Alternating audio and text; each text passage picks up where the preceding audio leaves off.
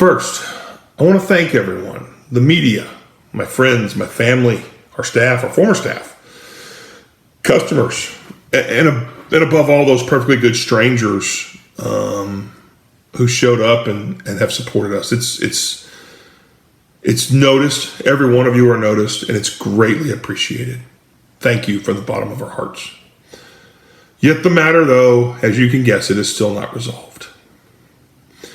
We are currently in the Fort Worth District Court of Appeals. All appellate briefs and replies have all been filed, and we are set for oral argument on January the 11th.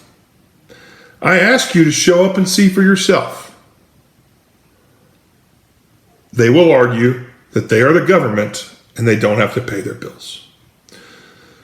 The protests, the school board speeches, emails, videos, yard signs, the front page of the Star-Telegram have provided some movement, but unfortunately not enough. We agreed to stay quiet in November and December as the AISD made its appearance. They wanted to negotiate. But unfortunately, those discussions were much ado about nothing. Truthfully, it was probably just an attempt to turn the heat off for some other issues you were dealing with. All in a continued effort to avoid paying for completed emergency work that we were thanked for at a price they agreed to. Every reason they denied the payment has been fulfilled. One AISD board member told me it's the duty to the taxpayers of Arlington to ensure that they're not wasting taxpayers' dollars. But ask yourself, who benefits from this case not being resolved? The answer is simple. It's the lawyers.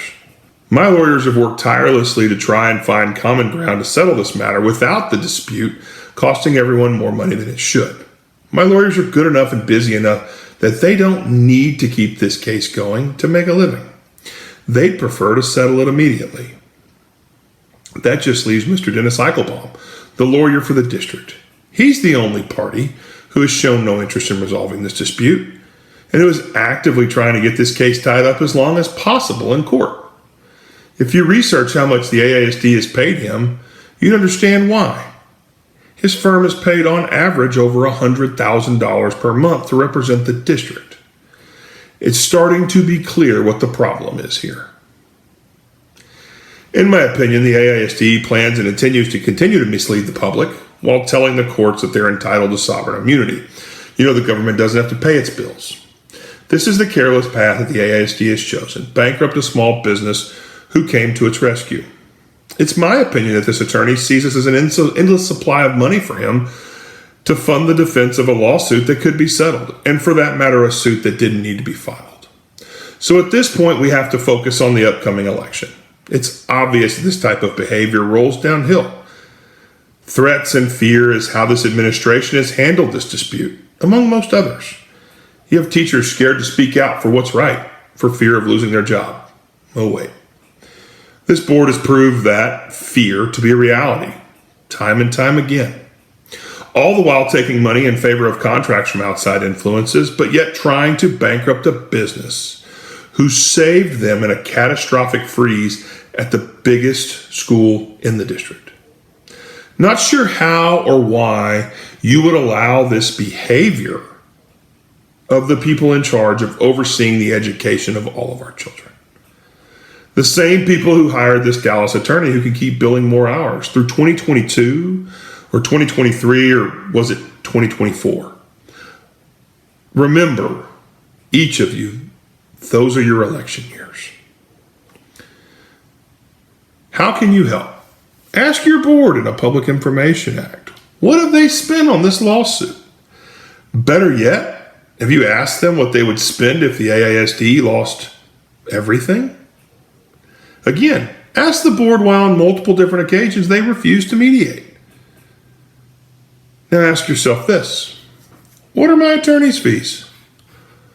What would the AISD be forced to pay those as well? You know, if the AISD lost everything? What's the state statute for interest on breach of contract in the state of Texas? Would the AISD pay that if it lost everything? Why does an appeal, or what does an appeal to the Texas Supreme Court cost the taxpayers? especially if the AISD lost everything. How is any of this a good use of taxpayers' dollars? How is any of this a good role model for our children? Maybe that's the reason why no one would show up back in February. Board members Justin Chapa and David Wilbanks are up for re-election this year.